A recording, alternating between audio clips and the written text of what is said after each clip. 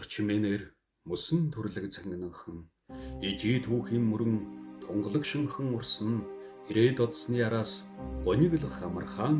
ирээдүйн чин тухай бодхол зовлон юм а их хорон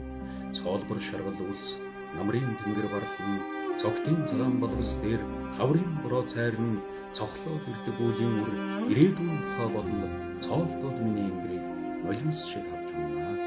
ирээдүйгээс би Илиадыг холдовсон эсэр жангарын туйлааных нь их засгийг тохинулсан чин шударгуу хойлооных нь элтнэн шарах шиг хурдтай байхыг хүснэ би илүүн болдог залсан шиг хаантай байхыг хүснэ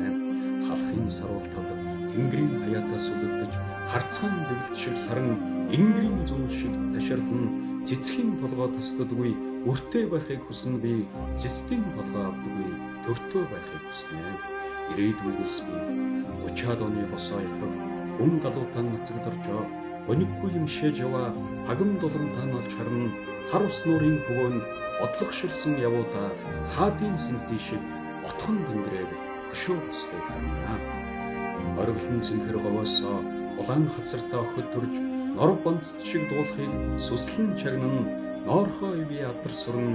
найран дундаас өндөлцөд нодогтой төрийн алга тэнийж одонгоо шагнахыг үзнэ ирээдүйгээс би гандангийн хашаан зулж унсан анх нийцснаас ялгаагүй гарцаагүй сэтгэлэн цавцагаан миний муу арга түмэн манжийн дарлал шиг унтаа цаг үеэсээ өндийж манлай бангийн хөл шиг босоо амьдрахыг хүснэ божийн нарсан дүлцэг хувсгалын дөлнөөс тастаж толгондоо миний асаадаг өглөө хүрийн улаан нар тусгаар тогтнолоо зарлсан цагаан лаван шиг хуурахт гэрийг минь биегүүлсэн энэ л их чөлөөгөөр ирээдүйд би айл бүрийн хоймрыг уушиг дүүрэн амьсгалын тоолонгоор Монголдоо сүүшиг амьдран сүүшиг алдраар эх орноо мулааж сүлт шиг төрөөр өөрийгөө би шагнана